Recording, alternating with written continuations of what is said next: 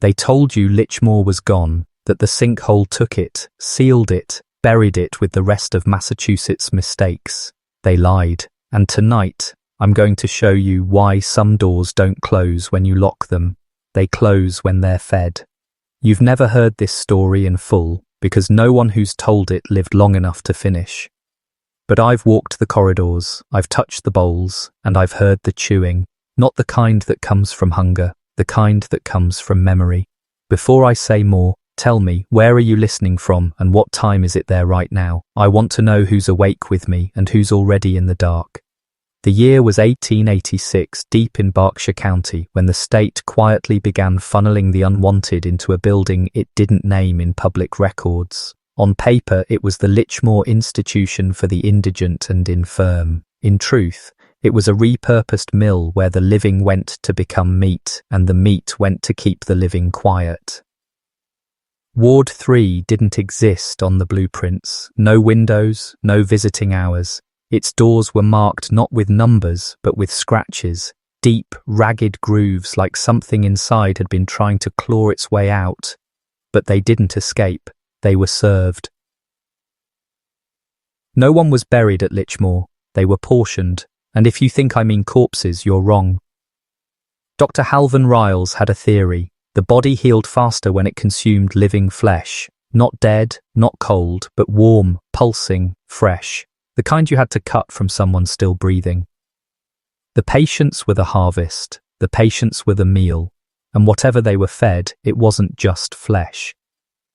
I've seen the feeding logs. They weren't written in ounces or pounds, they were written in names. Some had a note beside them.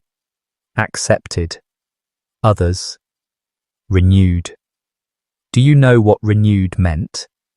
It meant they left the victim alive just enough to carve as from them again. One patient, V. Alrech, appeared 18 times.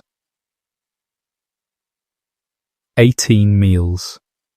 18 times someone sat in that dining room with a ceramic bowl, eating a piece of the same human being while he still drew breath in the room next door. And then, something stranger, something that made men turn pale before they spoke it aloud. The ones who ate changed. Not just in body, in voice, in memory. They began speaking words they couldn't have known, remembering faces they'd never seen. Some laughed for hours, others screamed into the broth like it was listening. I'll tell you this once, this wasn't cannibalism, not in the way you think. This was transfer. The broth didn't just feed them, it moved something into them, and by the time anyone realized what it was already too late to spit it out. The state claimed it was experimental nutrition therapy. That's how they wrote it in the files, the few that survived. But those words were a disguise. They weren't experimenting with food, they were experimenting with identity. You think your memories are yours? You think the voice in your head belongs to you? That's what they took from the patients first, not their flesh, not their sanity, their ownership of who they were. Eleanor Parrish, a nurse who arrived in 1885, thought she was just there for quiet work, a paycheck. The first thing she noticed wasn't the screaming or the smells, it was the silence.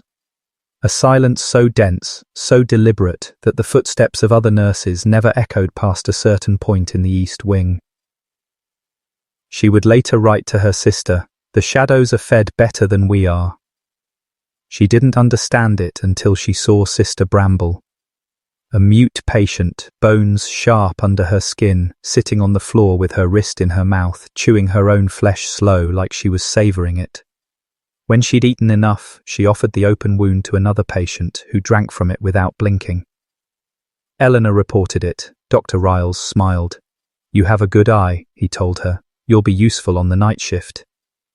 That night, she was given the key to Ward 3, told to serve what remains. The pots were heavy. When she lifted the lid on the first one, the smell hit her like a hand to the face. Sour, sweet, metallic. Inside, strips of meat curled like tongues too small for mouths, still twitching. She didn't eat, but the patients did. They took their bowls, sat in silence, and sipped slowly, as if listening for something in the broth. It was in the archives, behind a cabinet so old the wood had petrified, that she found the feeding ledger. Every serving recorded with a symbol, a small circle beside an open mouth. Next to it, the word accepted and, beside certain names, that other word, renewed. The code was simple, the meaning, not so much. These weren't portions, they were preparations. And the cooks weren't using meat from the dead, they were keeping the victims alive, cutting pieces from them again and again so the flesh stayed warm with breath. Here's the part that even the staff feared saying aloud. The ones who ate from a renewed serving began to look like the person they were eating. Just a flicker at first, a shadow of a face not their own. But it deepened, it stuck. And soon, no one could tell who was feeding and who was fed. At Lichmore, hunger was never about food, it was about possession. And the broth was the doorway. The ledger wasn't just a record of meals, it was a blueprint. Every name written there was a recipe. The measurements weren't in ounces or pounds, they were in moments. 3 minutes after sobbing, stops. 5 breaths after the left eye closes. Cut only when the patient whispers their own name backwards. Do you understand what that means? They weren't cooking for flavour, they were timing the harvest to catch something that couldn't be seen. A moment when the soul loosened. Dr. Riles called it resonance, the belief that a memory, if taken at the exact second it fractured, could be transferred into another living body through consumption. It wasn't madness, it was method. Patients who'd never spoken began reciting childhood songs they could not possibly know. A man with no history of the sea described the deck of a ship so vividly the wood grain matched a vessel that sank off Cape Cod 20 years earlier. They weren't imagining these things, they were remembering someone else's life. Eleanor tested it herself, not by eating, but by listening. She sat behind the serving slit one night as bowls were passed through. Each time the broth touched lips, the eater's breath changed, slow, deliberate, like they were inhaling with someone else. Then she saw the most dangerous thing of all. A patient named Charles B., gaunt, trembling, eyes yellowed, was served a renewed bowl. Halfway through, his posture straightened, his hands steadied. When he looked up, his face was not his own. It was the face of V. Alrek, the man who'd been carved 18 times. And Charles smiled. Not at Eleanor, at someone behind her. When she turned, there was nothing but the flicker of gaslight and the sound of chewing. The ledger entries that frightened Eleanor most were marked with a spiral. She thought it meant danger, but one of the older kitchen boys told her the truth, in a whisper. The spiral meant it stayed, that whatever was transferred in the broth never left the eater, not after a day, not after a lifetime. Some patients had eaten so many renewed bowls that their own identity had dissolved completely. They walked the halls speaking in voices that belonged to several people, switching mid-sentence. Sometimes they'd answer to names not their own. Sometimes they'd answer to yours, even if you'd never spoken to them. The ledger didn't just keep track of the food, it kept track of who was still alive inside someone else. And by 1886, that list was longer than the patient roster. Eleanor knew she couldn't keep serving the bowls. Every night she felt the broth's heat cling to her hands too long, like it was trying to get in. So she did the only thing she thought might save her. She stole one. It was a renewed serving. She recognized the name on the rim, carved faintly into the ceramic. Gideon. The broth was thick, cloudy, trembling slightly as if it had a pulse. She didn't eat it. She hid it in a locked supply cupboard and waited. 2 days later, the first patient went into convulsions, not from the missing meal, but from longing. He clawed at the walls, his lips splitting as he screamed one word over and over, "Return." That's when Eleanor understood. The broth wasn't just feeding them, it was keeping something alive inside them. Without it, that presence began to decay, and the body fought to bring it back. She should have destroyed it. She should have poured it into the drain and let it vanish into the pipes, but she couldn't. Because every night she walked past that cupboard, she swore she could hear whispers coming from inside the locked door, sometimes pleading, sometimes offering. On the fourth night, she pressed her ear to the wood. The voice that came through wasn't Gideon's, it was her own, and it said, "Please, let me back in." That night, Ward 3 changed. The silence that had once smothered the east wing broke into soft, rhythmic noises. Not footsteps, not breathing, chewing. Dozens of mouths, slow and synchronized, working in the dark. When Eleanor checked the cupboards, the bowl was gone. But the cupboard door was still locked. She found it hours later, resting neatly on the serving counter, empty except for one long black hair curled at the bottom. Her hair. She didn't report it. She knew better. Instead, she began searching the archives again, deeper this time. And that's when she found the other low digger. It wasn't bound like the feeding logs. It was stitched together from strips of patient gowns, the fabric stained in shapes that almost looked like fingerprints. This one didn't list names. It listed instructions. How to prepare the living so their essence would bind to the broth. Some were brutal. Remove the spine first, steep in milk to soothe panic. Some were surgical. Do not pierce the left lung, it holds the laughter. But the last page was different. It wasn't about preparation at all, it was about retention. It said, if the eater stops, it leaves. If it leaves, it returns to the last warm vessel it knew. And Eleanor was warm. It began with her shadow. For weeks, it had followed her faithfully in the dim gaslight, elongated, warped, but hers.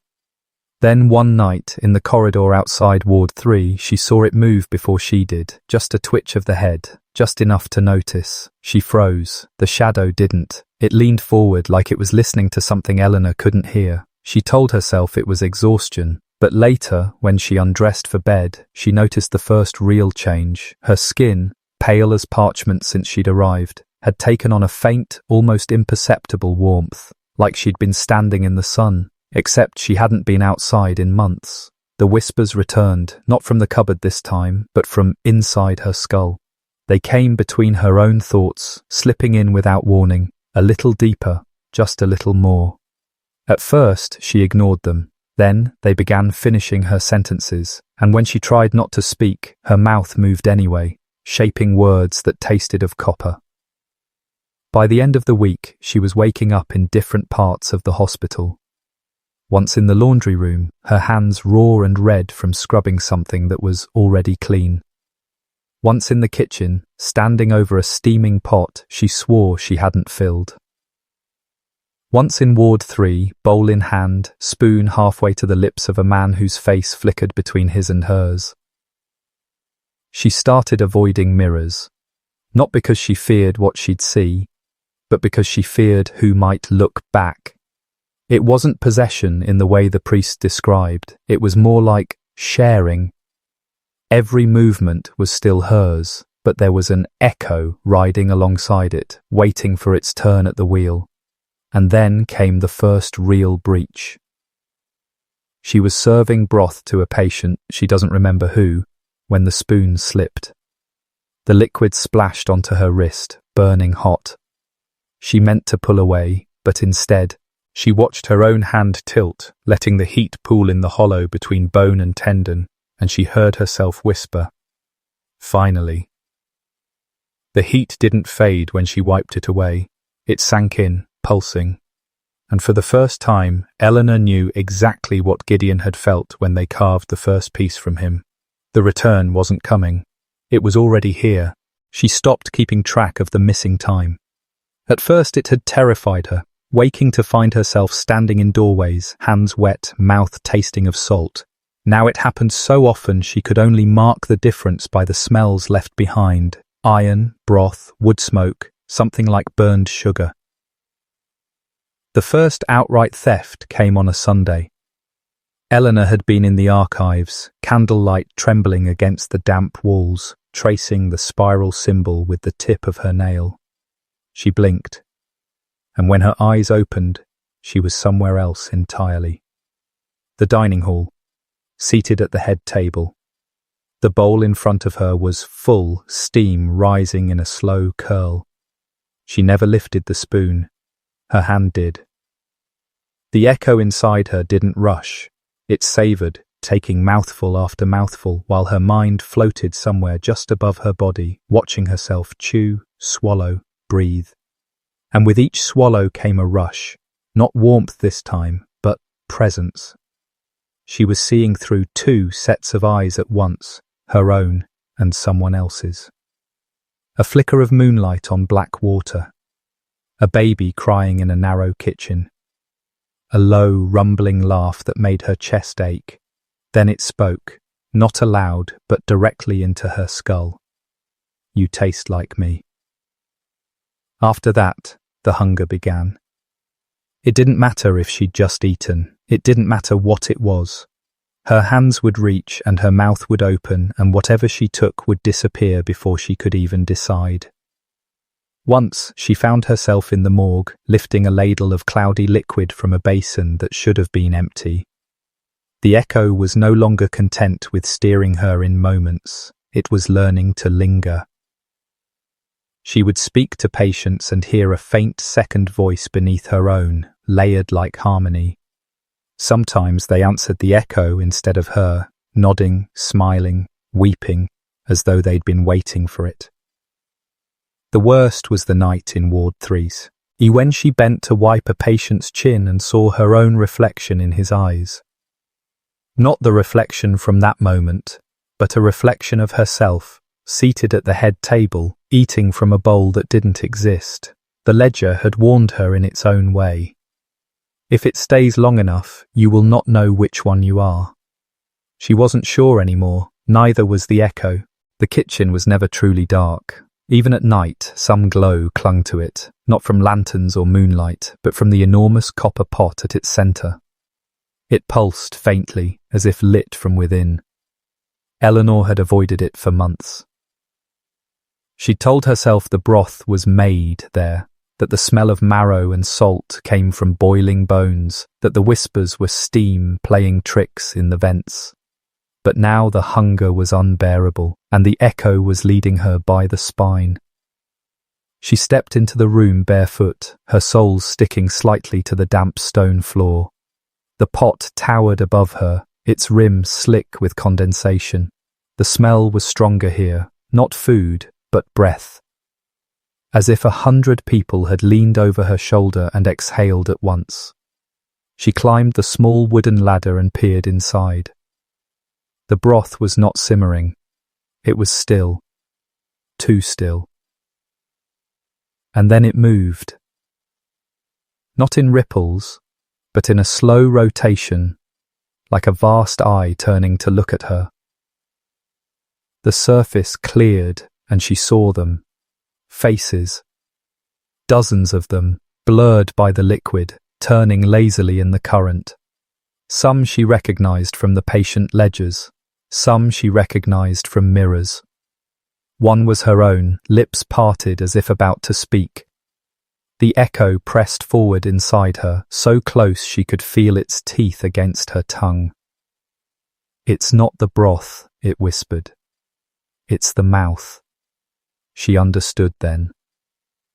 The broth wasn't feeding the patients. The broth was the carrier, and the pot was the thing that ate. Every sip carried a fragment of the drinker back here, where the pot kept it warm, waiting to be served into another body. That was the renewal. Not life, but transfer. Eleanor tried to step back, but her hands gripped the ladder. Her head tipped forward, not by choice. The copper rim was cold against her teeth. She felt the echo surge, not to leave her, but to bring something else in. A bubble rose to the surface and burst without a sound. It smelled like her childhood bedroom, and for a moment, she almost let go. Her lips touched the surface, and it was not warm. It was skin temperature, like something that had been waiting just for her. The first swallow was reluctant, hers. The second was greedy, not hers. The broth slid down her throat without resistance, and immediately her vision split in two. She saw the kitchen, the copper walls, the faint steam curling upward, and she saw somewhere else entirely, a winter forest under a violet sky, a cramped hallway lined with photographs, a cracked porcelain basin filled with rainwater and hair. With each gulp, the other place crowded out the kitchen. She felt hands that weren't hers, one with a missing finger, another with calloused palms. She smelled fires she had never built. She tasted tears she had never cried. And then she wasn't standing at the pot anymore. She was inside it. The broth pressed around her, weightless but solid, like being suspended in breath. Faces turned toward her in slow spirals, not floating but anchored as though the liquid itself was threaded through their mouths and eyes. Some mouthed words she couldn't hear. One laughed, a deep sound that rattled the broth like a drum. She tried to push away, but her arms moved sluggishly, her own muscles not entirely hers anymore. The echo was fully awake now, not behind her thoughts, but wrapped around them. See? It purred. You're part of it now. We don't take, we trade. Her lungs didn't burn for air. She realized she wasn't breathing at all. The broth was breathing her. Somewhere far above, she felt her own body still gripping the ladder, head tipped into the pot, motionless. The echo guided it, steady, patient, drawing up another mouthful. Inside the broth, something touched her shoulder. When she turned, she saw her reflection, not as she was, but as she would be once she'd been served to someone else. The smile on its lips was not hers. And then, with a soundless pull, she felt herself moving upward, funneled toward the surface. Her turn to be ladled out. The surface broke around her like glass, and she was somewhere else, slammed into a body that didn't quite fit. It was taller than hers, heavier, the joints stiff in ways she didn't recognize. The air felt sharper in these lungs, scraping the throat. Her tongue tasted iron, then sugar. She was looking at a pair of trembling hands. Not hers. These were older, freckled, the nails chewed raw. They gripped a ceramic bowl still steaming, broth sloshing gently against the sides. She knew where she was before she could see it. Ward 3. The same bed she'd served broth to a dozen times before. Only now, she was the one propped against the pillow. Across from her sat a nurse she didn't know. Or rather, she knew the body, but not the eyes. They were hers. Her body, wearing her expression, holding the ladle like a steady metronome. The echo inside her, or was it outside now, spoke in both voices at once. Trade complete. The nurse body leaned forward, pressing the warm bowl into her. The new hers. Hands. She watched those fingers close around it, even as her mind screamed that they were wrong, that they weren't hers, that they bent at a different angle. She lifted the spoon, slowly, automatically. The broth touched her lips, and in that instant she felt her old body turn and walk away without looking back. The steps were hers, but the will inside them was not. She realized then that return was never about curing anyone, it was about moving them, piece by piece, into vessels the pot chose, and now she was on the other side of the cycle. She thought of screaming, but the throat she had now wasn't used to it.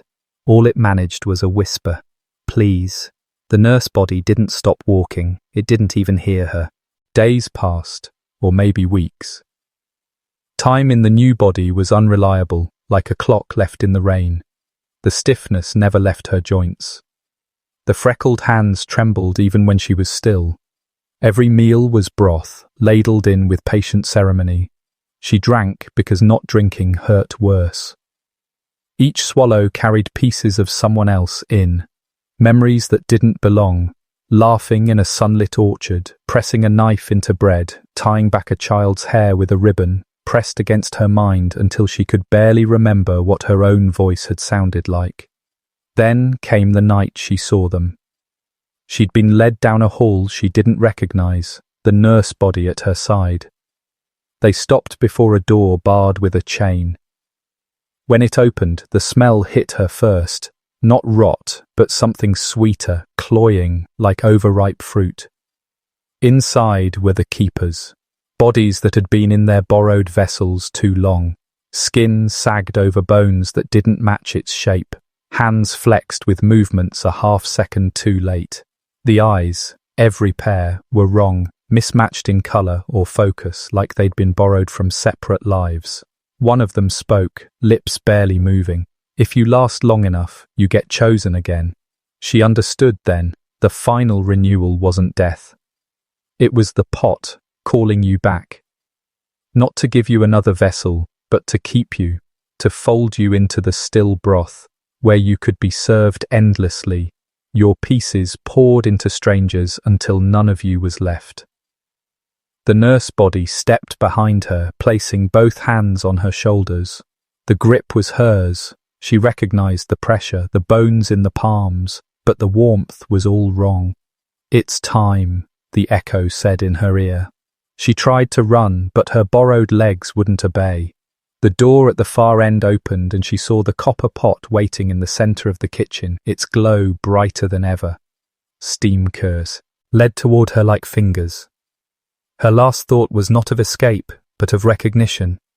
That she'd been part of this before, countless times, in countless bodies, always ending here.